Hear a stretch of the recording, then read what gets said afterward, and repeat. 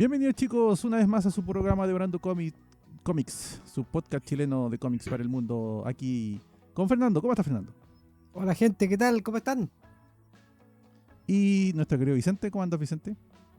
Hola chicos, ¿cómo están? Espero que esta haya sido una muy buena semana y estoy tratando de ajustar la cámara porque hace un ratito hice una encuesta en mi red social actualmente favorita, que es Instagram. Uh-huh. Fue cortita, fue súper rápida, contestó muy poca gente, pero la suficiente como para poder elegir. Me tomé unas fotos con 4 distintas guayaberas que tengo y ganó esta, ¿ya? Así que Okay. Vamos a grabar el programa con esta guayabera hermosa, que fue regalo de mi hijo y de Fran. Así que nada, pues chicos, espero que tengan una muy buena tarde. Y mi nombre es Rodrigo. Y como le dijimos, este es su podcast de Brando Comics. Y este capítulo, esta semana, vamos a hablar de un autor japonés llamado Junji Ito y de su obra. Es un autor bastante especial. Para aquel de ustedes que no lo conozca, créanme, se pueden llevar una sorpresa. Y tiene que ver con la materia que hemos estado hablando este mes, que es el terror, horror, suspenso, misterio. Y antes de eso, bueno, como siempre, vamos a hablar de las noticias. Estimado Fernando, ¿qué noticias tenemos? Mira, las noticias que tenemos principalmente son las siguientes. Cuéntame. Un compatriota de nosotros ha dado otro gran salto en el cómic norteamericano mainstream. Estamos hablando de don Alan Robinson, que esta semana anunció por sus redes sociales que está preparando un trabajo con el guionista clásico y favorito mío de la etapa del Incredible Hulk, Peter David, nada más ni nada menos que Peter David. ¿Y qué está preparando el hombre? Un trabajo con el sorprendente Hombre Araña, el amigable vecino, el cabeza de telaraña. Esa es noticia. Ojo, que no es para la gente que no sabe, Peter David escribió El Hombre Araña en las series durante los años 80. Él alcanzó a ser partícipe de la etapa de la saga del traje oscuro, ¿ya? Uh-huh. Además de hacer una de las mejores historias del Hombre Araña, en donde él intenta capturar un ladrón en los suburbios de la ciudad, weón, y no puede colgarse, la gente alega porque está de encima de los árboles, le intentan pasar una multa, el tipo del bus, weón, se lo diga. Dime, Fernando. Una de las cosas más importantes, no menor, es la muerte de Jean the Wolf. Una historia clásica. Jean the Wolf, exactamente. Eso salió en Spectacular Spider-Man, ¿no? ¿O Peter Parker Spider-Man? Peter Parker Spectacular Spider-Man, ¿no? Spectacular Spider-Man. Uh-huh. Peter... Ya, perfecto, estamos correctos entonces. Si nos ven un poco movidos es porque la internet del Zencraft One tampoco nos está agarrando mucho. No, eres El tú. tema es que Alan es un consagrado en Estados Unidos. Ya, ok. ¿Me alcanzan a escuchar? ¿Me escuchan? Alan es un consagrado en Estados Unidos, por tanto, es uno de los mejores dibujantes que tenemos acá en este país y jugó a varias pistas. Nosotros caímos también porque había dibujado Nightcrawler, pero tiene sentido, es probable que el personaje aparezca, ya que es de todo el agrado de Peter David. Ahora, este será el segundo fichaje importante en este año de un artista nacional. No sé por qué mi audio se me está poniendo un poco de retorno, pero de un artista nacional. ¿En qué sentido? En que ya tuvimos la gran sorpresa que nos dio a Mankind Nahuel Pan, que Mankind empezó a dibujar Detective Comics, y ahora este trabajo de Alan Robinson, que para el que no sepa, Alan Robinson es un dibujante con años de experiencia en el ámbito nacional. De hecho, se le nombró en más de una ocasión el hijo ilustre de la FIC. Es uno de los artistas que más comúnmente y con mayor compromiso asisten a FIC para el deleite de todos, porque en realidad es uno de los artistas nacionales más interesantes que uno puede tener en este tipo de ámbito, ojo, en este tipo de ámbito, sin desmerecer a nadie más. Es una sorpresa, es un agrado. Alan Robinson es un tipo muy amable, es una gran persona, es una persona con la que uno puede conversar fácilmente en cualquier evento. Es muy grato siempre estar con él. Yo lo he hecho más de una vez, creo que lo he hecho como al menos 2 veces. Y nada, y ahora que está trabajando en esto, y fue una sorpresa gigante. Lo que no sé, se conoce la historia de cómo llegó al punto de trabajar con David en Marvel más encima. Y con Spider-Man, que además tampoco es menos el tema. Estamos hablando de uno de los títulos más importantes dentro de la casa de las ideas, como le dicen. No sé si alguno de ustedes sabe si existe alguna historia sobre cómo llegó al trabajo. Porque todavía no lo ha mencionado. Ya, okay. O sea, cuando se supo que iba a trabajar en Marvel fue como un anuncio, era rumor, un gran rumor, ¿cachai? Sí. Pero el formato, el por qué este proyecto, porque lo que pasa es que justamente cuando se comentó, se dio este leve anuncio de que iba a Marvel, justamente hubo una publicidad de los nuevos títulos mutantes. Y de hecho, en una foto, Alan apareció con un lente muy parecido o haciendo la talla muy parecida a Cíclope. Entonces, uno podía sumar y restar de que tal vez podía trabajar en un título Marvel de los mutantes que justamente están por relanzar post lo que está terminando de hacer Jonathan Hickman en su gran proyecto cortado porque no lo va a hacer completo dentro de X-Men. Así que pensamos que podía ser por ahí, pero ya trabajar con un guionista de la talla de Peter David, que años de circo en Marvel, y más encima con el Hombre Araña. Y no solo eso, porque es un must-have. No es que tenga solamente años de circo, que los tiene, es que además él, Alan Robinson me refiero yo, es un... Peter David. No, Alan Robinson. Peter David no solamente tiene años de circo, sino que además las etapas que él ha tenido, los diferentes títulos en los que ha trabajado, siempre han sido súper importantes y muy trascendentes para el título. Nosotros hablamos de dos en su momento. Hicimos el Hulk de Peter David, que analizamos más o menos la primera etapa, en realidad, porque es mucho tiempo el que estuvo en Hulk. Y después analizamos el Supergear, que también ahí hay mucho tiempo, pero yo creo que ahí pudimos meterlo todo en el capítulo, todo lo que correspondía al Hulk de Peter David. Porque en realidad el chiste que tiene Peter David es como el cuestionamiento que le hace a los personajes, más que la historia en sí mismo. Es como el cuestionamiento interno que tienen los propios personajes sobre quién son, qué es lo que hacen y por qué lo hacen. Y tiene ideas novedosas. Entonces es muy probable que tengamos aquí una historia interesante, que valga la pena coleccionar y dibujada por un chileno, que está genial. Y sería, como decíamos, el segundo fichaje importante este año por un chileno, así que no es menor. Vicente, ¿querías decir algo? O sea, tenemos a nivel que te llaman Kanye Wellpan en DC. Tenemos además a Alan Robinson en Marvel. Tenemos permanentemente en IDW a Gabriel Rodríguez. Chile sí tiene un montón de dibujantes chilenos afuera. Tenemos a Moisés Hidalgo en Boom Studio. Varios de los chicos ya están trabajando en el mercado europeo. Tenemos al brasileño que es chileno, nuestro querido Gerardo Borges, que está trabajando en distintas editoriales. Fuera de eso, gente que está preparando proyectos y que está trabajando directamente para publicar en Metal Hurlant. Entonces, por primera vez se está abriendo el mercado de verdad. Lo que hace falta acá es seguir enfocados en eso y convertirlos en escuela. La escuela chilena. Para que en 10 años más podamos empezar a hablar de la escuela chilena. ¿Por qué no menciono, por ejemplo, a Félix Vega? Porque Félix fue un oasis en mitad del desierto, weón, junto con Mauricio Herrera, junto con otros autores. ¿Ya? Ellos se tuvieron que consagrar en mitad de la nada, weón. Pero ellos demostraron que se podía.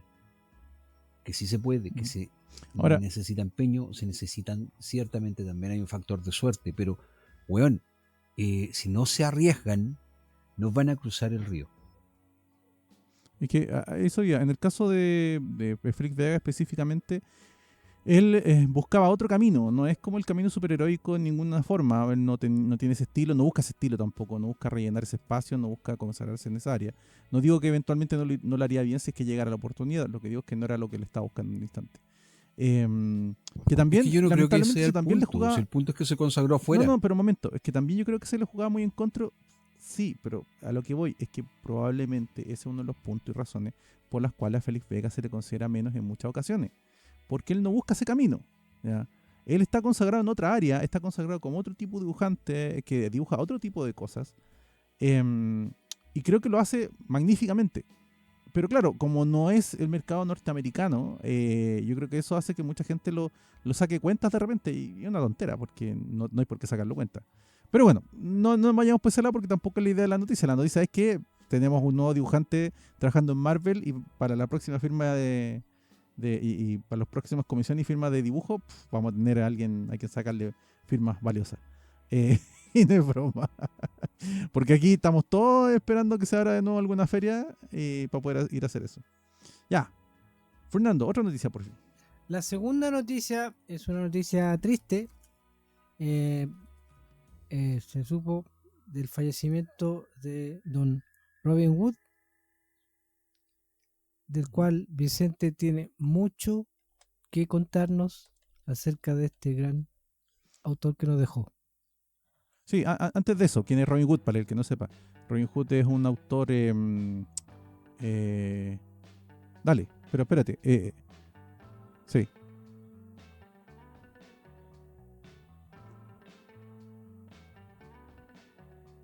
Vicente. ¿O tú Dale, algo, dale, Rodrigo? te estoy esperando. Tú dijiste, vamos por parte. Que pensé que ibas a hablar. Ah, tú, sí, pues. no. Ya, listo. Chicos, pero Ya, ok, dale nomás. ya, a ver. Vamos a ir viendo un poco el tema. Vamos a aclarar porque después vamos a hacer probablemente un monográfico sobre, o mono audio en realidad, sobre Robin Hood en algún momento durante el mes de noviembre o diciembre. Lo más probable es que sea en noviembre.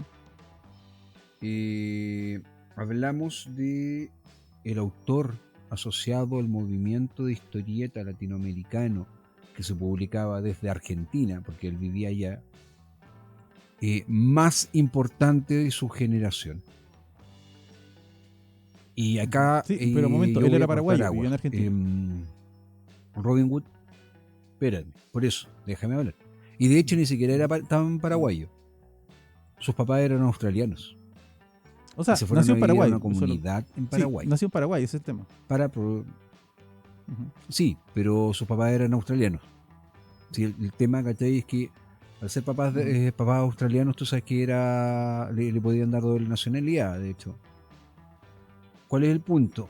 Wood viaja a Argentina, conoce el movimiento, conoce a Oesterheld y se convierte probablemente en uno de los referentes más grandes de los cómics argentinos de finales de los 60, 70, 80.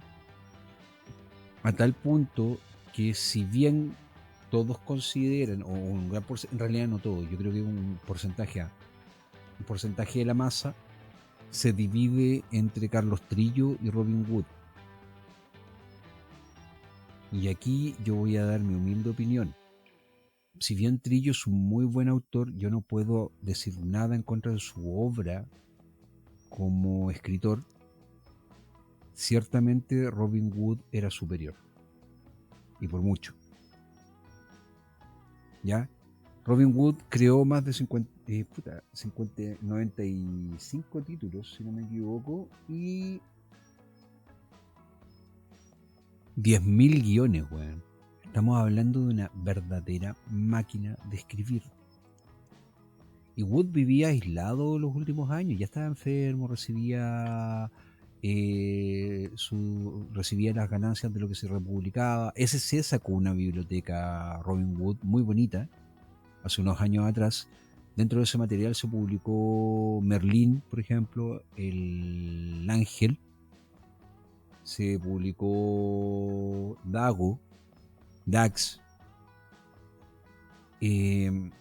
Wood tenía trabajos en conjunto con Lucho Oliveira, que era uno de sus grandes amigos, dibujante, Nippur de Lagash, y apoyó a Lucho para que él publicara Gilgamesh. Es más, él escribió guiones de Gilgamesh. Entonces estamos hablando de un autor que era multifacético, que sabía muchísimo, tenía un bagaje cultural muy amplio y que era capaz de crear obras que trascendieron al tiempo. Sí, Trillo también lo hizo en cierta manera, pero creo honestamente de que el trabajo de Wood es mucho más depurado, es mucho mejor, está mejor planteado, está mejor desarrollado y finalmente fue más sólido. Y eso es lo que acabamos de perder. A uno de los mejores guionistas de habla hispana. Y gente muy variopinta de distintos lados. Incluso mi amigo Luciano Saracino hizo una mención sobre Robin Hood muy profunda, muy tremenda, hablando del maestro. De su maestro en el fondo. Porque él lo conoció. Y vio un hombre que quedó tranquilo, muy en paz consigo mismo y con el entorno, que decidía entregar su talento al mundo. Eso fue Robin Hood. Todo lo demás está de más. Fernando, ¿qué otra noticia hay, por favor? Bueno, en realidad una noticia es más que nada un llamado a la ayuda y la cooperación. Sí. Es por eso que Vicente nos dará esa noticia. Chicos, hace unos días atrás, bueno, hace un par de programas atrás, nosotros mencionamos que Matías Palma estaba teniendo problemas, varios problemas de índole físico y de índole emocional Familiar. en su vida, familiar. Y decidimos hacer entre la gente de Orando Comics y la gente de SK, con el apoyo de SK, que es su casa editorial en gran parte, no es solamente la única, una rifa. Vamos a hacer una rifa con material que es parte de varios donaciones que se hicieron para esto. ¿Cuál va a ser la dinámica? Nosotros vamos a hacer la rifa, vamos a subirla en una semana más y la rifa va a tener 100 números. La idea es que logremos vender los 100 números. Cada número va a costar 3.000 pesos. ¿Por qué? Porque necesitamos igual reunir una cantidad y esa cantidad va a ir a Matías Palma para sus gastos, porque en este momento, como le estamos diciendo, está con una serie de problemas y conflictos bastante graves de índole familiar. ¿Y qué pasa? Esperamos que ustedes, que son parte de nuestra comunidad, por favor, nos apoyen en esto, más aún en esta situación que yo no estoy autorizado a hablar mucho más de lo que estoy diciendo, pero créanme que es complejo, es bastante grave. Así que voy a mostrar un par de cosas de los que son los premios que tenemos en este momento reunidos. ¿Ya? Por parte de SK nos llegaron estos 3 tomos que son parte del producto precisamente que ha desarrollado Matías Palma. Yo estoy mostrando acá Éxodo Abisal, el primer tomo. La primera es una obra pequeñita, es bastante bonita. El trabajo de Mati, aquí es cuando empieza a destacar. Si ustedes se dan cuenta, es blanco y negro en tinta. Es un trabajo perfecto. Tenemos Púas en la hojarasca, de Matías Palma también, que es la historia sobre un mundo creado en una hoja. Dicho mundo es Mandrágora y nos encontramos con varias historias entre medio de esto que van mostrando cómo evoluciona la historia de ese mundo. Y tenemos Slave, que es uno de los trabajos más personales de Matías. Esto lo decidió hacer hace un tiempo atrás. Acá su pareja hace el rotulado. Bastante interesante también. Estos son los 3 que aportaron la gente de SK. En este tubo yo tengo ni más ni menos que el pedido que nos mandó Claudio Rocco. Yo voy a subir fotos en la semana, se las voy a mandar a Rodrigo para que las empecemos a mostrar. No quiero abrirlo porque voy a buscar un tubito más grande para colocarlo, pero son originales de Claudio. Son 5 originales. ¿Quién más va a contribuir? Va a contribuir Alex Bizama, el dueño de Team Gráfica, con un par de premios. Va a contribuir José Huichamán, que es uno de los dibujantes que además es amigo personal mío, Huicha, que también está muy interesado en que Matías pueda ponerse bien. Y ni más ni menos que Don Chaza también va a entregar unos premios. Pero además, Rodrigo va a mostrar el premio que nosotros vamos a donar de Orando Comics. Él está haciendo así como... Y se refiere ni más ni menos que a la portada. Así como devorando cómic. En realidad, como Rodrigo Curihuenca es el que está regalándolo. Eso es ni más ni menos que el Clandestino. número 1 de Clandestino. Ya, Sí. en donde Abancay Nahuelpan destaca como dibujante y guionista, pero además es una portada blanca en donde Abancay hizo el dibujo ni más ni menos que de Nightwing, ya Así es. demostrando la calidad que él tiene para poder encargarse del Bativerso. Y del podcast, tenemos otras cosas también en premio. Sí. Ya el podcast está regalando ni más ni menos que esas enciclopedias. Perfecto. Claro, las enciclopedias gráficas Marvel, que tenemos la de Hulk, la de Wolverine y la de Silver Surfer, que estas son donaciones. Yo creo que vamos a donar un libro también de Star Wars, que ahí lo vamos a ver. Sí. Eso. Ya, así que chicos, los premios no están para nada mal. Cada premio tiene un valor. Vamos a estarlos promocionando. Y como les digo, son 3,000 pesos. No es tanto. Estamos pidiendo esa cantidad porque necesitamos juntar la cantidad que da la venta de los 100 números. Insisto, es para una buena causa. Matías es una persona increíble, es un tremendo amigo, es una tremenda persona. Literalmente también es una tremenda persona. Bueno, mide 1,95 m. Sí, y lo está pasando muy mal. No se para derecho, así que no se nota. Bueno, es que es chistoso verlo con la Katy, con la señora. La señora mide como 1,56 m, weón. La esposa de él. Así que se ve enanita al lado de este weón, ¿cachai? Gigante, y por eso que yo creo que este weón como que se para así. Eso, chicos, ya un abrazo y esperamos que sean solidarios en este aspecto. Sí, así es. Así que nada, eso, estén atentos. Obviamente por las redes de Durando Comics vamos a hacer publicidad del sorteo, eso es evidente, por eso lo estamos mencionando ahora. Así que no se preocupen. Fernando, otra noticia. Eso sería por ahora. Vamos al tema principal. No, momento. Hay una cosa que yo sí quería mencionar, que se me ha olvidado, que no tiene nada que ver con lo reciente, que se me había olvidado mencionarlo antes. A Dios gracias, mi intuición era la correcta. Y en Netflix acaba de estrenar esta semana Cowboy Bebop. Así que si usted no la ha visto nunca, aproveche verla legal, porque se va a estrenar la película. Por eso es que se estrenaba en Netflix ahora Cowboy Bebop, que lamentablemente, por lo que yo vi, le han hecho re poca publicidad, siendo una de esas piedras angulares del anime, pero especialmente el anime de los 90, 2000, está, para mi gusto específico, está un escalón abajo de Evangelion, pero un escalón nomás, pues no está en otra página, está ahí mismo.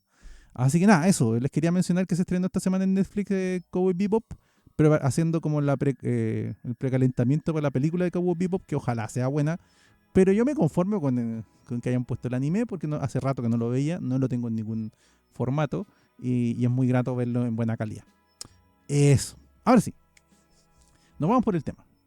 Como les dijimos al principio, hoy día vamos a hablar de Junji Ito, siguiendo nuestra temática del terror, horror, misterio de octubre.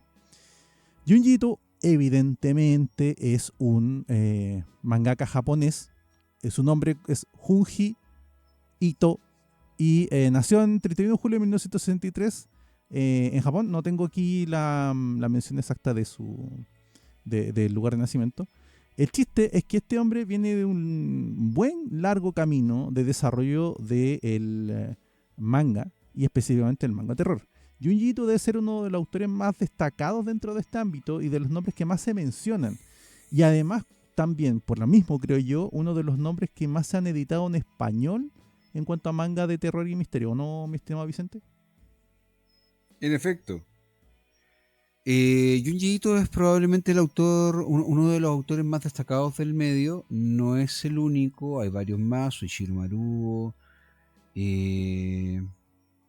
no se me viene realmente. No, justo momento, ahora no se me viene el nombre, pero bueno.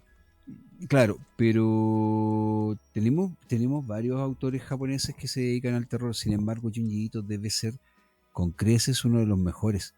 Y es porque él tiene un nivel de no solamente de preciosismo a la hora de ¿cómo se llama? De ilustrar su trabajo, sino que además tiene un nivel de retroalimentación y reestructuración emocional tan fuerte dentro de lo que hace que pareciese que él vive por el terror. Y lo más chistoso es que no es así. Él es un hombre normal, Normal. sano, bastante sano, que tiene 2 gatos, tiene esposa, tiene familia. De hecho, tú lo ves y Junji Ito es todo lo contrario al típico autor de terror occidental que, salvo por Stephen King, que Stephen King, weón, ya, él se viste como cualquier escritor. Pero tú caché que está Giger, hay un Bueno, montón de otros escritores. a- De hecho, Cliff Barker, tú lo ves y Cliff Barker es como macabro también. Junji Ito, no. hablemos, antes de meternos con Junji Ito en sí mismo, hablemos un poquito de lo que diferente que es el terror japonés oriental, entre comillas, al terror que estamos acostumbrados en este lado del mundo, por decirlo de cierta forma. Para empezar, el terror oriental japonés específicamente es bien diferente al terror horror gringo, salvo ciertos puntos que pueden ser coincidentes, que podría ser en lo grotesco. Cuando tú tienes una obra de terror grotesco, sí, se parece un poco al japonés. El terror japonés, ¿cómo decirlo? Creo que lo mencionamos hace un tiempo, incomoda. Lo que busca el japonés con su terror no es como tanto que te asuste, no es tanto como que te dé miedo, que sí, es el final. Es solo que el camino que escoge el japonés es irte incomodando.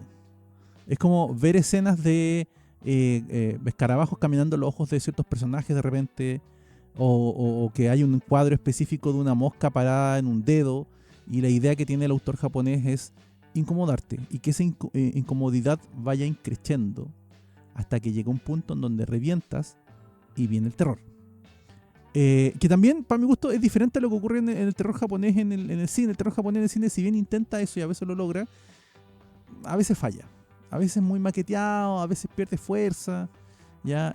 Hay historias también que son más complejas, para mi gusto, en el terror japonés. No sé, Fernando, ¿tienes alguna opinión al respecto? Por favor? Mira, vayamos un poquitito más atrás a Dale, la vida. dale, O sea, dale, si dale. vamos a lo general, es fuerte el tema de mitología y leyenda japonés que influye no solamente al género del terror, sino cualquier género que ellos trabajen en su arte, que su país, su cultura tiene que estar metido en todo su aspecto, ya sea la parte narrativa, la parte visual, la parte musical, está ahí. Y si nos vamos al caso particular de este autor, del pequeño pueblo de la prefectura de Gifu, fue muy influenciado en su niñez por el autor Katsuo Umesu, ¿ya? Que es uno de los autores también conocidos, muy famosos por el género del terror, y fue lectura que les entregaba a sus hermanas mayores, ¿ya? Él vivía en un pueblito que era aislado de pueblito campestre, no está alejado de la gran ciudad importante. Entonces él de a poquitito se fue metiendo en el género y eso lo fue llevando en este gran viaje para ir creando sus mundos, porque como él no entendía, siendo un tan niño, de que las publicaciones eran semanales, él se empezó a hacer sus propias historias. O sea, eso fue la ausencia de historias nuevas de ese autor u otros, fue el motor para él para empezar a crear sus propias historias, para no dejar de leer, no dejar de que la máquina, las ganas de estarse informando, de tener esa fantasía de ver estas criaturas extrañas, esos momentos que lo provocan, que no dejaran de estar. Así que eso es lo que puedo opinar respecto a él en cuanto al arte, porque su arte, claro, partió un poco en bruto, digamos, o sea, el tipo sabía anatomía y todo, pero esto no fue profesionalizado por él hasta mucho después. Él estudió odontología. Que lo usa mucho, lo usa mucho. Claro, y después empezó a aplicar más que nada casi como un hobby. No era algo profesional, no era nada de que saltar, era casi dedicarle un tiempito, y después cuando ya estaba ya en su carrera, ya tenía sus cosas, ahí como que empezó a dedicarse más full al trabajo de dibujar manga, dibujar su historia. O sea, fue el camino para él. Es curioso cómo él logra como especie de ambiente claustrofóbico usando el tema de los pueblitos chicos. Porque, bueno, la obra que yo conozco de él, que sí la conozco, es Uzumaki, que es la de los espirales. Que básicamente es un pueblo pequeño que empieza a tener una especie como de maldición epidemia de las espirales. Hay un ruido ahí muy heavy. Fernando, tienes una vibración. Tienes un zumbido eléctrico, sí. Sí, tiene una vibración. ¿Ahí? Ahí sí. Ya. Bueno, como les decía, es gracioso, es curioso, es bastante interesante cómo Junji Ito logra este como concepto claustrofóbico a través de los pueblos pequeños. En Uzumaki, que como acabo de decir, es la obra que yo conozco de él, que es una especie como de contaminación, una especie de virus, que son estos espirales que se empiezan a comer a la gente. O sea, no sé si se lo comen, la empiezan a absorber. Son imágenes perturbadoras, una historia bien difícil de masticar, entre comillas, y justamente eso habla de lo bueno que es. No sé, yo sinceramente no he leído tanto de él, pero Vicente, ¿tú qué opinas respecto a esta premisa que yo te planteé? Que es curioso cómo él logra esta especie de claustrofobia ambiental. Uzumaki es probablemente una de las obras un poquito, y yo lo dije alguna vez cuando lo ocupé para Aquí Estamos Leyendo, que era ya la tercera vez que la leía, no lo había leído hace mucho, y dije que lamentablemente se notaba que era como de las primerizas. Uh-huh. Uzumaki, sin embargo, es una obra que funciona, ¿ya? Tiene un cierto nivel de terror bastante interesante, se maneja por recovecos muy curiosos. Yo creo que Junji Ito, la influencia de Lovecraft es muy patente en varias de sus obras, sobre todo, y hoy día que estábamos hablando con Fernando, que me recordó a Tomie, también en realidad lo vemos en Uzumaki y en, ¿cómo se llama?, en Gyo. Lo que pasa es que hay ciertos acercamientos que son acertados y otros que no son tanto. Sin embargo, vamos viendo la evolución de un tremendo autor que va buscando canales para poder desarrollar su trabajo. Si te das cuenta, en relatos terroríficos, por ejemplo, él intenta desarrollar una idea de obra corta en donde se colocan distintos, y son varios, en realidad se publicaron por separado, y acá a nivel internacional se publicó como una antología de varios tomos, demostrando diversas formas del terror. No solamente lo clásico, ¿no?, sino que también lo grotesco, lo brutal, pasando por lo sutil. ¿Ya? El terror japonés es muy curioso en ese aspecto. No es igual que el de nosotros, como lo dijo Rodrigo en algún momento, pero es que además ellos tratan la obra con una sutileza perfecta. A mí me recuerda haber leído alguna vez en una entrevista a Junji Ito señalar que cuando todo le cuadró fue cuando leyó a Alfred Hitchcock en otra entrevista, uno de los maestros del suspenso más grandes que existe, uno de los mejores directores de cine de todos los tiempos, señalar que las escenas de amor debían ser grabadas en sus películas como una escena de horror, mientras que las escenas de horror debían tener la sutileza del amor. Y si te fijas en las páginas de cada una de sus obras, el desarrollo va por ese lado. El estilo de Junji Ito es muy clásico para mi gusto. Va a sonar retonto, pero es clásico japonés.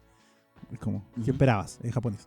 Pero me refiero a que en principio él no es innovador en cuanto a la estética de sus personajes. Es como, tú ves el dibujo y es un dibujo clásico japonés de la época, porque él partió dibujando hace mucho tiempo. Partió de los 70, de hecho, si no estoy mal.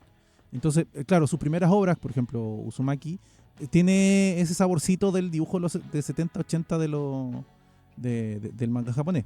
Pero el chiste es que él, a través de el uso del achurado, de la recarga, también ahí hay un toque muy europeo para mi gusto. No sé si ustedes estarán de acuerdo, pero el uso del achurado, la recarga, el arabesque, el no tenerle miedo a llenar la página de repeticiones de imágenes, cada una más inquietante sobre la otra, como esta especie como de... hay una página donde hay una serie de caras que están puestas uno sobre la otra y están gritando, que es muy interesante y a la vez va recargando la imagen. O sea, no es la clásica imagen japonesa que uno tiene del dibujo limpio, en donde uno puede decir, oye, este es un clásico dibujo línea clara japonesa. No, este hombre pesca, toma influencias para mi gusto europeas, empieza a churar, empieza a rellenar el espacio blanco que tiene, lo va rellenando con imágenes inquietantes en cada uno de los rincones que tiene de la página, logrando que uno se vaya involucrando en la historia que te está contando hasta llegar a un punto en que revienta, y eso es lo que da miedo en realidad, eso es lo que da terror. Dicho lo anterior, tampoco es que como que sea un terror para mi gusto así como, ¡ay, qué susto! Pero te deja una cosa en la guata bien rara. Cuando yo leí Uzumaki, que fue hace un rato, que fue justamente después que tú lo mencionaste en el de Brando Comic, Vicente, me dejó una sensación rara en la guata. Fue como, no quiero volver a leer esta cuestión. Pero eso quiere decir que está buena. ¿Ya? Porque, claro, si tú leyeras algo de ese estilo y tú decís, qué rico, es como, como que el dibujante no, o sea, el autor no es tan bueno. Porque no olvidemos que es autor integral. Ahora, la variación en el... o sea, no variación, la evolución en el estilo de dibujo que tiene Junji Ito se nota, y se nota mucho. Yo no sé cuáles son las últimas obras que él tiene, pero ya en las obras que están como en los 90, tú tienes un estilo de dibujo muy depurado. Al principio él tenía un estilo de dibujo un poquito más sucio para mi gusto, más donde exageraba el achurado, y el achurado estaba muy presente, que en cuanto a los japoneses es bien raro. El japonés es muy raro que dibuje con mucho achurado, al menos en la actualidad. Y de a poco se va limpiando, pero no por eso cuando tiene que llenar la página le hace miedo al achurado. Eso a mí me gusta. Creo que es una cosa que he dicho más de una vez, que a mí el achurado europeo es una cosa que más me gusta en el estilo cómic. No sé, Fernando, ¿algún comentario? Mira, respecto a lo mismo que tú mencionas al achurado, yo creo que más que sea un estilo europeo, yo creo que es casi una obsesión a que la viñeta tenga la mayor cantidad de puntos vivos, sí, dentro de ella, para que tú no dejes de verla. O sea, puede ser tan grotesca la imagen con tanta con tanto adornos que dentro de la misma viñeta, que en vez de generarte rechazo, te genera lo contrario. Tú no puedes dejar de ver esa viñeta, esa imagen, para que se te quede grabada lo máximo posible. Y por eso también es la respuesta que tienes tú al final. O sea, no quiero leer más esto porque ya lo tengo tan grabado, me ha generado tanta inquietud, angustia, incomodidad, que dejemos que madure un poquitito. No quiero leer de nuevo. Sí. Pero ya me impactó, ya cumplió su labor de generarme esa incomodidad que la historia me estaba llevando. Ciertamente. Vicente, decía... Mira, hay una serie de obras que giran en torno a esto. Lo grotesco no necesariamente es brutal. Lo grotesco es visualmente violento, pero hay un nivel de sutileza también ahí detrás de esto, que es lo que sabe aplicar Junji Ito. Te recuerdo que, por ejemplo, existe una obra que se llama Las caprichosas maldiciones de Soichi, o Soichi y sus caprichosas maldiciones, dependiendo de la edición. Existe la edición de SC, que son 3 tomos, y existe la edición de Ibrea Argentina, que es un solo tomo integral, que tiende a jugar un poco con el humor algo aberrante, weón. ¿Cachai? Entonces, busca impactar. Indistintamente él busca impactar y necesita, tiene el lenguaje para llevarte a la escena, que eso no es menor. Un dibujante de cómics, o un dibujante de manga, o un dibujante de bande dessinée, un dibujante de historietas, tiene que saber los tempos que necesita para poder llevarte al impacto. Y eso lo encontramos aquí. Y lo encontramos de muy, muy perfecta forma. ¿Ya? Pero no es solamente en Soichi. Hay otro par de obras que él ayuda a adaptar. Una novela. Hay una novela japonesa que es de los años 50, 60, si no me equivoco, que se llama Indigno de ser humano, y que trata sobre un pintor muy talentoso cuya vida siempre giró en torno a dañarse, a encerrarse en sus problemas. Es que ni siquiera es cortarse, no. Al tipo lo violaban de niño, habían una serie de factores, y él tenía muy buena situación económica, pero engañaba a la gente haciéndose el chistoso para que la gente fuera feliz y él pudiese así tratar de ser feliz. Y una de las situaciones que se da es que él conoce un chico muy, muy físicamente con deformidades físicas, con una, digámoslo, desamparado visualmente hablando, el cual está obsesionado un poco también con lo grotesco. Y él por primera vez ve reflejado lo que él siente que es él. Pero siente asco y siente molestia y terminan siendo amigos. Y el tipo leía de cierta forma lo que venía, veía lo que iba a nacer, lo que iba a resurgir en la vida. Era Preter claro, excepto cuando él lo engaña con su prima, a la cual el personaje de la novela se estaba acostando, se estaba comiendo la prima mayor, bueno, y se estaba comiendo la prima más chica. Y lo engaña con su prima, diciéndole que la prima estaba interesada en él, pero que no podía ser tan directo, que igual tenía que ir como de a poco, que lo encontraba guapo. Y el weón empieza como a ir a la casa, hasta que un día la prima, weón, lo manda a la mierda y le dice la verdad, y este weón se caga la risa. Y lo que genera es que este chico se suicide. Y de ahí, en ese punto, él es uno de los fantasmas que él empieza a ver. Estas entidades que se le aparecen para decirle de que él en realidad está tan retorcido por dentro que no importa cuán guapo sea o cuán talentoso es, no importa nada. Hay una escena brutal, pues, weón, en donde él se casa con una muy buena mujer, con una mujer muy dulce, que lo ama y lo quiere apoyar. Y de repente empieza a tener celos del entorno. Y al tener celos del entorno, él empieza a imaginarse que ella está follando con otros hombres. Y empieza a acosarla en ese tipo de cuestiones. Entonces, cuando tenían sexo, para, entre comillas, excitarse, la obligaba a admitir faltas que no existían, que no eran reales, que en ningún momento fueron reales, pero que el hueón las tenía metidas en su cabeza, porque presumía que esto tenía que pasar. Y uno de sus mejores amigos, en efecto, un hijo de puta, sí se quería acostar con la señora, pero la señora lo había rechazado un montón de veces. Y el tema es que ella sufre por toda esta situación hasta el punto en que ya después decide irse y dejarlo. Él se da la bebida, empieza a buscar espacio. Si te das cuenta, es una historia de vida, slice of life, con temas de terror. Y Junji Ito te lo plantea de tal manera que el final de la historia te impacta brutalmente. Y nuevamente, y volvemos a encontrarnos con la misma esta. Junji Ito tiene la sutileza perfecta para llevarte al punto. Exacto.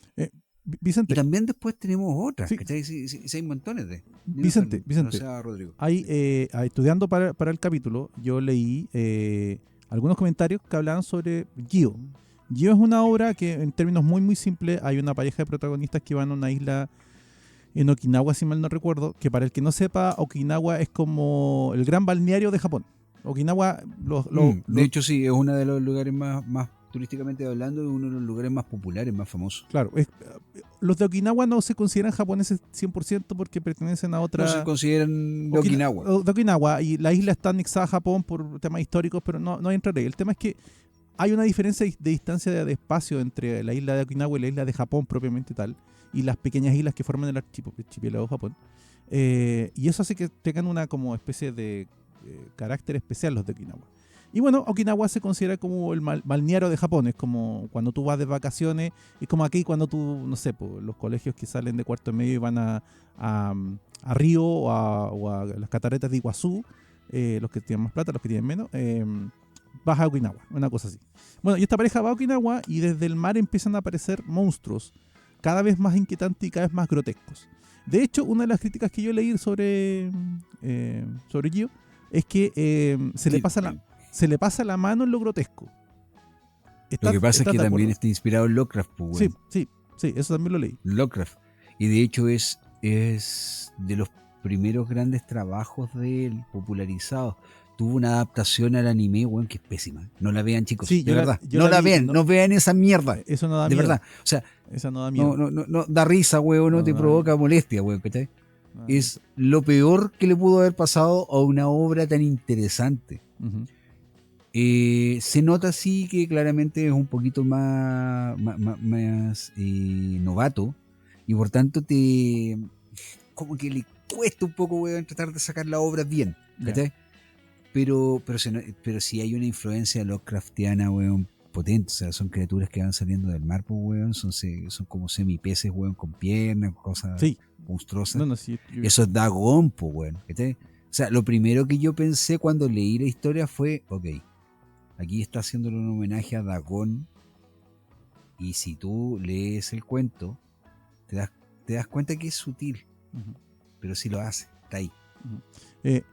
Y nuevamente.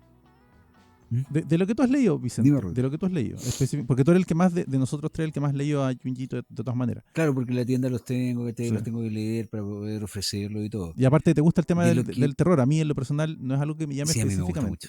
Me gusta mucho. Pero por lo mismo. De hecho, aquí aprovecho de pasar el super aviso, weón, para los que están escuchando. En este momento yo tengo un Wattpad. Nosotros avisamos, Rodrigo lo avisamos en el Wattpad yo estoy subiendo una vez a la semana uno de los relatos que va a ir en mi antología. De hecho, y tienen tintes de terror y de ciencia ficción. De hecho, vamos a poner la descripción del capítulo de aquí en adelante hasta que Vicente termine el Wattpad de Vicente, por si alguno de ustedes está interesado en ir a verlo, ¿ya? Y tal vez te ponga publicidad si te portas bien. Si no, no te pongo publicidad gráfica. Pero lo vamos a poner en la descripción. No puedo prometer, weón, que me voy a portar bien, weón. Lo vamos a poner en la descripción. Bueno, a mi pregunta. De las obras que tú has leído de Junjito, ¿cuáles son las tres que más te han gustado y por qué? Mira, en realidad Indigno de Ser Humano debe ser una de las que más me gusta. ¿Ya? ¿Y por qué? Por el tema de la brutal caída a la locura. Uh-huh. Sutil, sí, brutal también. Es una forma de perder la cabeza, la orientación y totalmente la percepción de la realidad, weón, es potente. Uh-huh. Es potente. Equivocarte tanto, pensar tanto en tu interior que esto, weón, puede dañarte de esa manera es brutal. Uh-huh. Considero también que a ver cuál más podría ser. Soichi me gustó, pero es que a mí me gusta el humor negro. Me gustan los tintes de humor negro. Yeah. Recuerdo varias historias cortas que me gustaron de los relatos terroríficos. Una en especial es sobre un chico que engaña a la novia. Uh-huh. Con la bruja de la calle en donde él vivía, que era una mujer como treintona, cuarentona, y que era una especie de bruja. Error. Y todos los hombres que se acostaban con ella terminaban mal. Y ella se acuesta con este tipo, y después de acostarse con este tipo, que este tipo termina quemando sus pasiones, ella muy sutilmente viene en un momento y le corta con una cuerda, una especie de cuerda de piano o una tela de araña en realidad gigante, uh-huh, le corta el cuello. Y el tipo no puede ser real porque está vivo, pero Juan siente que tiene cortado y decide ponerse las manos encima porque tiene miedo de que se le caiga la cabeza, ya que ella hacía eso, sacaba y la arrancaba la cabeza. Y el desesperado va a ver a su novia, a su exnovia, a pedirle por favor que lo ayude porque si no se le va a caer la cabeza. Y tú ves el horror en la cara, en el rostro de este hombre, avanzando calle tras calle hasta llegar a la casa de ella. Y así.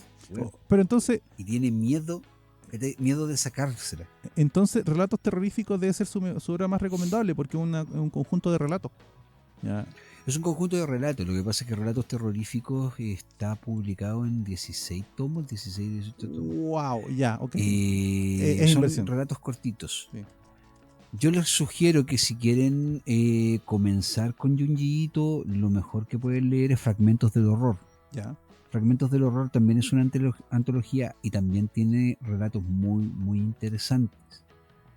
Debe ser una de las cosas que está mejor publicada. Por algo ganó el Eisner la mejor publicación extranjera. Bueno, gran tema. Fragmentos del Horror. Gran tema. Junji Ito ha ganado el Eisner, ya, y eso ya los hemos dicho, es un sello de calidad real. Y el Eisner no se lo gana cualquiera. Y que un japonés venga a ganar un Eisner al mundo occidental siempre es difícil, de la misma forma que al revés, ya. Cuesta meterse en el mercado japonés, y que los japoneses se meten en el mercado occidental también es complejo. Es más fácil que un latinoamericano se gane un Eisner que se lo gane un japo, y no es broma. No es broma, si revisan los premios. Ya, eso. A ver, Fernando, ¿alguna reflexión? Porque creo que este capítulo lo vamos a hacer cortito. Fernando, ¿alguna reflexión? Solamente informar que el próximo año se viene la animación de Uzumaki. Ah, cierto. Y está anunciada. Está anunciada, pero ¿cuál es la diferencia respecto a otras animaciones que se han realizado respecto al trabajo de Junji Ito? En esta oportunidad no van a intervenir más que animar el manga directamente. A la antigüita. La viñeta va a ser animada. A la antigüita. De hecho, si quieren pueden revisar, está el trailer de lo que se viene y ahí podrán rescatar que justamente animan la viñeta, respetan totalmente el arte, no hay...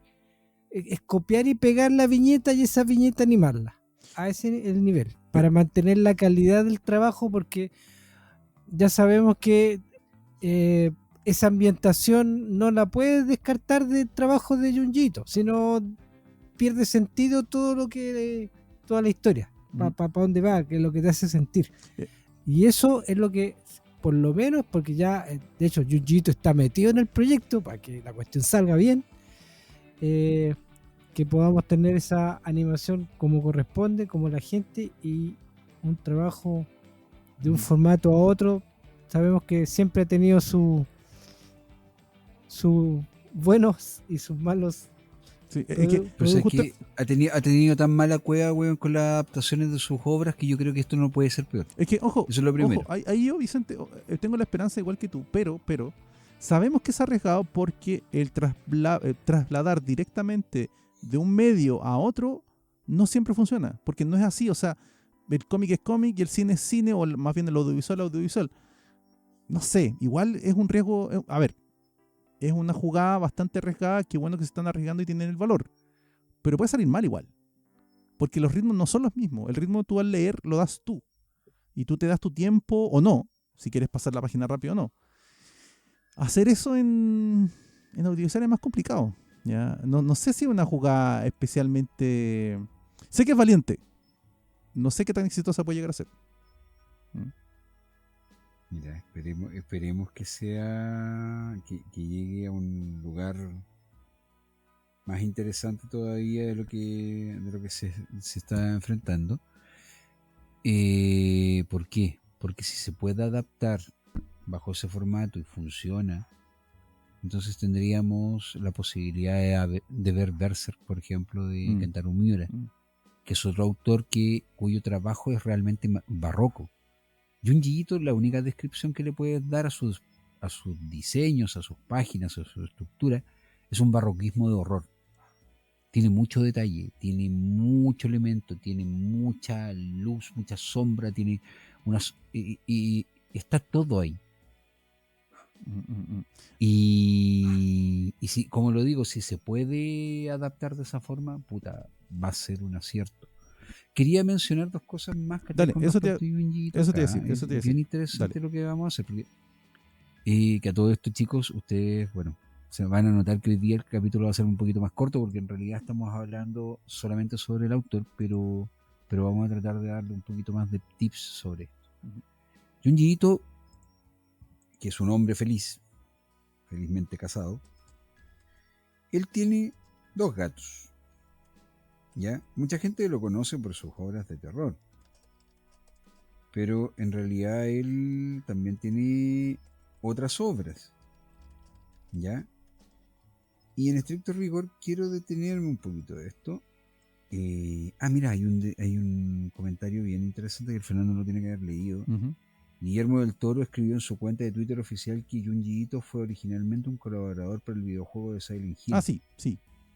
En el cual tanto él, Guillermo del Toro, como el diseñador de videojuegos Hideo Kojima, eran los directores principales, aunque un año más tarde el anuncio del proyecto fue cancelado por Konami. Junji Ito trabajó. Junji Ito lleva un rato tratando de meterse al mundo de los videojuegos, no es el primero en el que lo intenta, también ha trabajado como guionista para ciertas cosas, pero eso, lamentablemente ha tenido mala suerte, pero se codea con nombres interesantes, o sea, Guillermo del Toro, yo diría que uno de los directores más serios que conozco, un tipo que se toma las cosas muy muy en serio y no presta su nombre para cualquier tontera. Más allá de que si el producto sale bien o mal, eso es otro tema, ¿ya? Pero eso, adelante, Vicente. ¿Pero qué producto conoces de Guillermo del Toro, weón, que haya salido mal? No, lo que pasa es que, a ver, en lo personal creo que el laberinto del fauno es hermosa, ¿ya? Y creo que lo intentó replicar en Hellboy, esa hermosura, y no lo consiguió, porque creo que es demasiado hermoso. Son distintas. Lo que pasa es que son distintas, porque si tú te fijas, por ejemplo, en Hellboy, Guillermo del Toro, y disculpen chicos que me tomé un poco la licencia de esto, pero tiene que ver también con Junji Ito en el fondo, por el tipo de terror. Hellboy es una historia de superhéroes con tintes de ciencia, con tintes de terror. Sobrenatural. Entonces nos encontramos, claro, con elementos sobrenaturales. El Hellboy de Guillermo del Toro, en estricto rigor, no es una adaptación fiel del personaje, aunque tiene la esencia y el espíritu. Lo dijo en algún momento cuando no estaba enojado con Guillermo del Toro, Mike Mignola, porque Mignola se enojó un poquito con Guillermo del Toro cuando empezó a presionar para que se hiciera la tercera película sin siquiera consultarlo a él. Uh-huh. Y en el caso de la obra en sí que tú estás mencionando, el laberinto del fauno, que es una historia intermedia entre Hellboy 1 y el de Golden Army, la Armada Dorada, más bien parece introducida dentro del universo de Hellboy. Es que a eso voy. Y derivada de eso. A eso voy. Los monstruos creo que va por ahí. Los monstruos tienen toda la misma calidad, ¿ya? Tienen la misma calidad del monstruo en el laberinto del fauno. Entonces, de que uno puede decir que son del mismo mundo, el mismo universo, es verdad, ¿ya? Pero para mi gusto, en lo que es el ejército dorado de Hellboy, lamentablemente la historia es bastante más light, un poquito tontorrona, se me cae, parte súper bien. Yo creo que el problema fue en realidad, creo que el problema en verdad fue que la obra originalmente era una continuación de Hellboy cuando él quiso contar otra cosa. Sí. Hellboy es poco lo que participa en la historia, porque la historia principal en realidad es la historia de Noada y Noala, que son los gemelos célticos, los príncipes elfos. Y eventualmente Dave. Y cómo ellos buscan vengarse de la ignominia que... Noada en realidad el que se busca vengar. De la ignominia que la humanidad le generó a los pueblos místicos, a los pueblos mágicos. Yo encuentro una sutileza en esa película tan profunda que incluso... Y aquí voy por el tema del laberinto del fauno.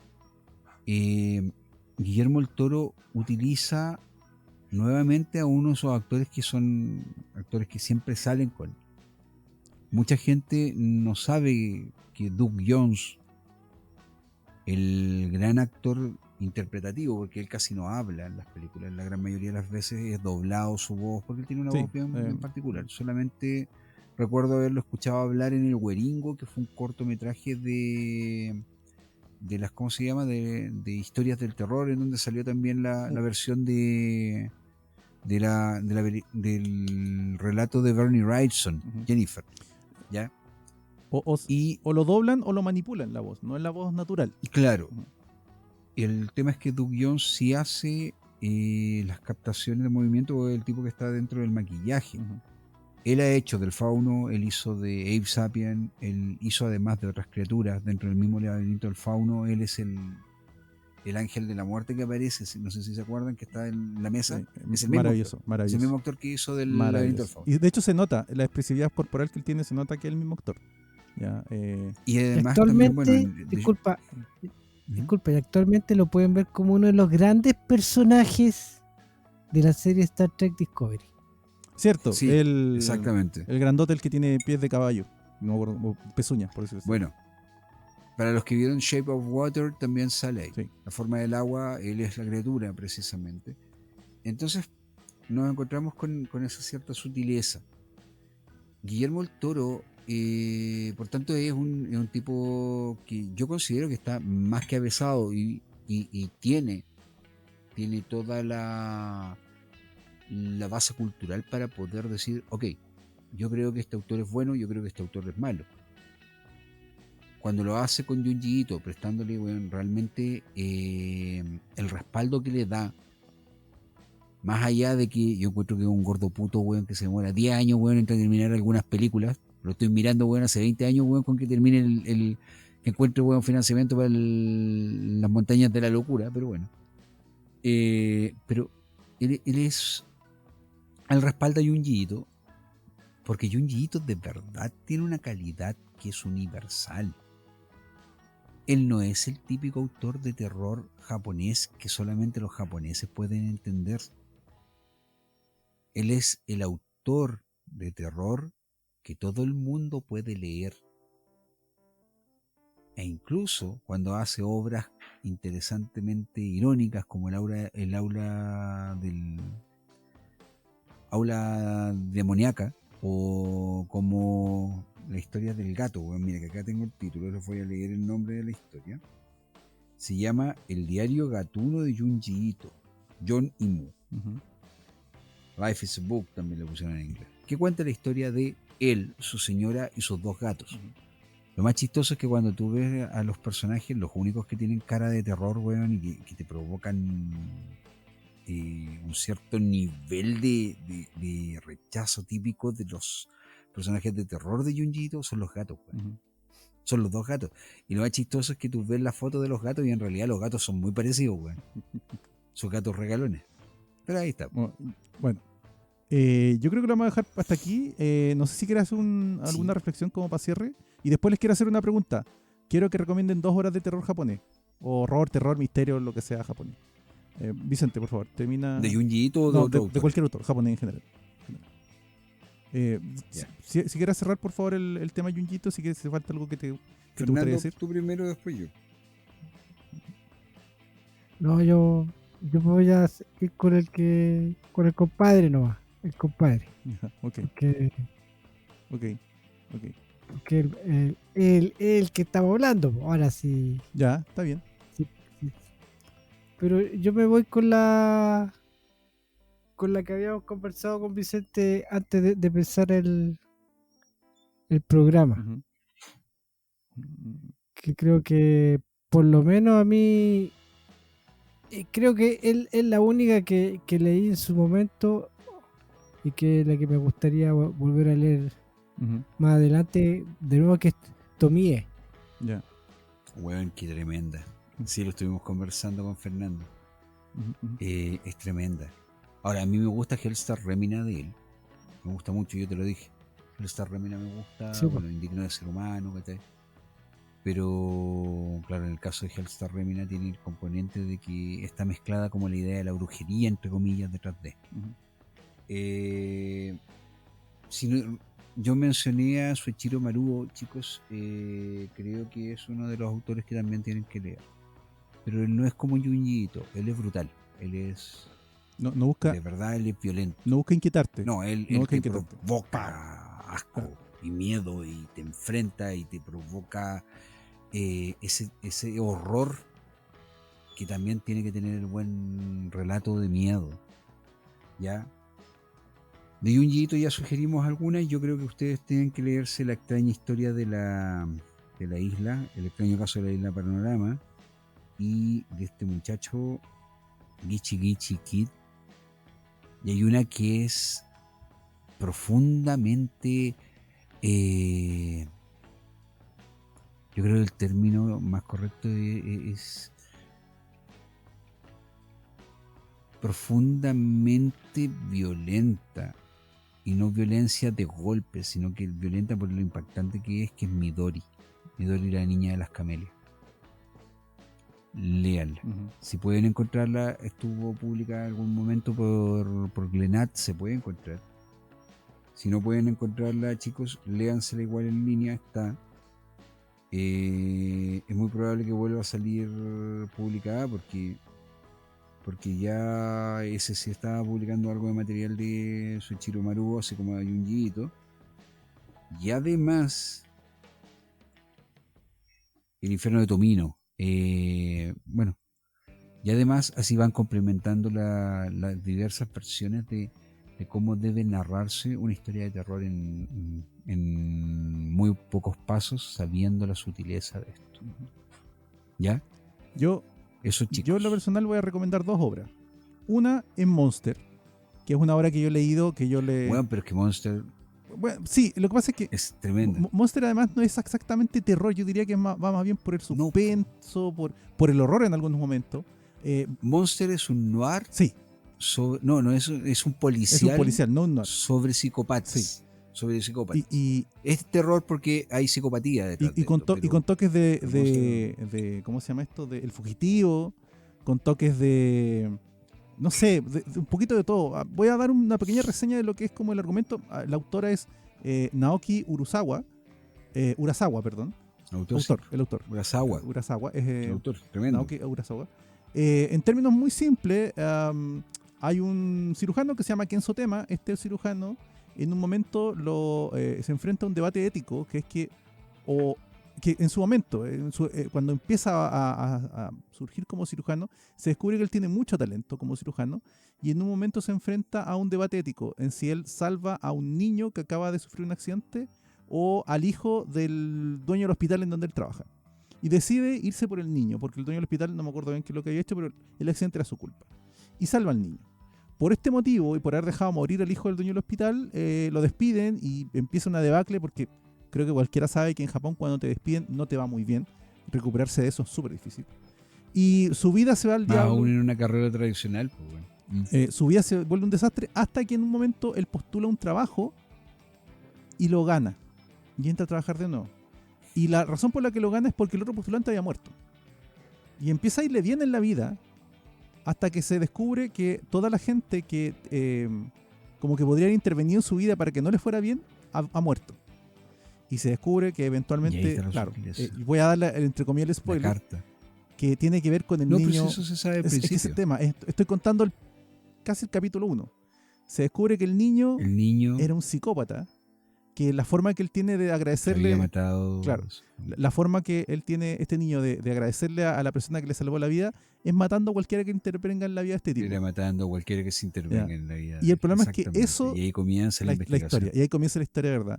Y el problema es que eso hace que acusen a este doctor de que él es el que está matando a los que intervienen en su vida. Y por eso empieza el tema como el fugitivo. Es una historia que de verdad a mí me voló la cabeza. Lamentablemente no la leí entera, solamente leí, por decirlo de cierta forma, el primer arco argumental. Pero por terminar en algún instante, porque es muy entretenida. Dime. Bueno, Urasawa es uno de los autores que David Fincher ha mencionado alguna vez. De hecho, yo también te dije que Urasawa ha hecho comentarios sobre Fincher como director. Y también tenemos, bueno, lo que yo mencioné el otro día, Museum. Museum también va por esa línea. Es que ahí está la gracia. Uno puede encontrar una serie de historias que tienen tintes de terror y que están creadas con una sutileza y un amor detrás de esto que funcionan muy bien. Ahora, los autores en Japón por lo general no son, no sé, como Urasawa, que Urasawa es un poquito más ecléctico. Sí, él va por distintos temas desarrollando su historia, y eso es bien interesante. Sí, porque de repente la historia, en cambio, como tú bien dices, de repente la historia es más policial que de otra cosa, pero después está toda la desesperación de él como persona de mira lo que le está pasando a mi vida. Además te hablo de todas las obras de Urasawa. Tú vas a leerla y todas las obras, si bien tienen tintes de ficción, ciencia ficción o terror, pero van por distintas líneas. ¿Me entiendes? En cambio, en el caso de, claro, Junji Ito, él hace terror, él se dedica al terror. Soichiro Maruo se dedica al gore y al terror brutal. Inio Asano se dedica al análisis. Él hace un análisis sobre la naturaleza humana. Todas sus obras están enfocadas de esa manera. Solanin, Buenas noches, Pum Pum, La chica a la orilla del mar, El fin del mundo y antes del amanecer. Todas y cada una, a pesar de que tienen elementos diferentes detrás de esto, están enfocadas a analizar el ser humano. Este tipo de autores son diferentes al mangaka que te encuentras habitualmente, y con todo el perdón que me merece y todo el respeto que me merece Akira Toriyama, pero ellos son muy especialistas en lo que tratan de plantear. Toriyama creó la fábrica de salchichas más grande, weón, de la historia de Japón, y es el manga, weón, más conocido y probablemente el más exitoso de la historia, más allá, weón, de si One Piece va a cumplir 1000 capítulos o si no sé, ¿qué otra obra? El Detective Conan se sigue publicando, ¿no? O El gato cósmico. Lo concreto, o El gato cósmico, lo concreto es que Dragon Ball debe ser la obra más importante de los últimos 30 años de Japón. Eso lo hizo Toriyama. Que fue la que trajo el manga y el cómic y el anime lo hizo explotar a nivel del mundo, reconociendo, después a fines de los 80. Ojo, reconociéndolo como tal, con la bandera de, oye, somos japoneses. Sí. Porque lo que habíamos tenido antes no venía con la marca somos japoneses. Que pues, o sea, no, pero era nativo igual. Por ejemplo, Thundercats, finalmente, si uno lo analiza, en realidad es anime. ¿Ya? Porque fue encargado en estudio japonés, se hizo en Japón.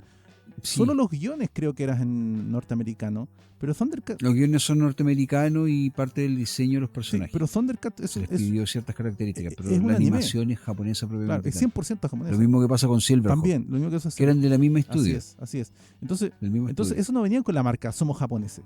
Somos japoneses pero para callado. No, Dragon Ball fue somos japoneses, hacemos para Japón y si te gusta bien, pero seguimos produciendo para Japón. Eso es lo importante de Dragon Ball, que además tenemos un capítulo dedicado a Dragon Ball. Bueno, Monster. Y la otra obra que yo quiero recomendar, que muy probablemente va a dañar mi reputación, pero a estas alturas de la vida, ¿qué le hace el agua al pescado? Es una obra coreana que es muy especial. A ver, esto es Biel.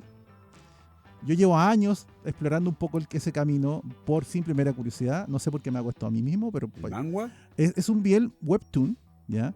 Para el que no sepa lo que es el Biel son obras de manga, entre comillas, orientales. O sea, es mangua, y no me acuerdo cómo le dicen en coreano. Mangua. Que básicamente son obras dedicadas a mujeres de mediana edad, o sea, mayores de 30 años, que normalmente tratan de dos hombres teniendo sexo. Eso. Killing Starkill es una obra coreana que se trata... es una obra coreana que se trata... Esta es la premisa. Se comenzó a publicar en el 2016. Está gratis en Lessing y está en castellano, así que si usted quiere leerla, lo puede hacer gratis. Sé que tenemos un rango muy pequeño de mujeres que nos ven, pero muy probablemente para ustedes les puede gustar esto. La premisa es muy enferma y de hecho la obra se ha ido poniendo más enferma aún con el tiempo. En términos simples, hay un chico que es perfecto en la universidad, tiene buenas notas, es guapo, todo el mundo lo quiere y todo el asunto. Y por otro lado hay un descastado, que es un tipo que tiene problemas de personalidad limítrofe, que no se relaciona bien con las personas, que todo el mundo le hace el quite porque es medio rarito. Y este tipo empieza a stalkear al guapo del curso porque se enamora de él. Y un día decide entrar a la casa de este tipo y no sabemos bien qué es lo que quiere hacer, pero en principio al parecer lo quiere raptar. Ojo, le estoy contando el principio de la historia. Entra a la casa y descubre que este ser humano perfecto del cual él está enamorado es un psicópata que tiene cadáveres guardados en el closet, literalmente. Lo pilla en la casa este psicópata y lo mete en una pieza, y a partir de ese momento ese chico raro, enfermo, se vuelve lamento ponerlo así, pero creo que es la forma más gráfica de decirla, la perrita del psicópata grande, y lo empieza a forzar a trabajar ayudándolo a matar gente. Y de a poco la historia se va volviendo cada vez más enferma. Llega un punto, ojo, le estoy resumiendo así como partió el 2016, le estoy resumiendo mucho. Llega un punto en donde el psicópata, el bonito, que es que son nombres coreanos, por eso es que no me acuerdo, el bonito, que era mayor que él, más alto y todo el tema, se empieza como a ablandar en su psicopatía. Es como, porque ojo, empieza a violar a este chico y de a poco se empiezan a enamorar.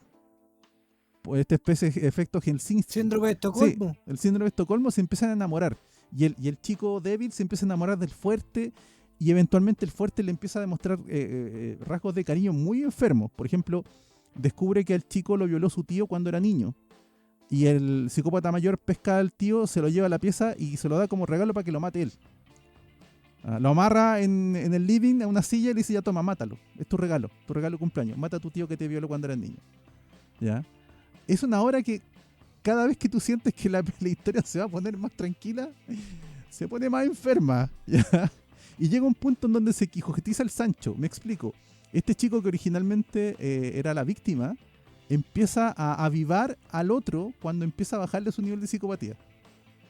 ¿Ya? ¿Por qué? Porque no quiere perder eso que tenían tan bonito. Es una obra muy enferma. Es bien. Okay. O sea, eso quiere decir que hay escenas de sexo masculino en vivo. O sea, no en vivo, pero gráfica.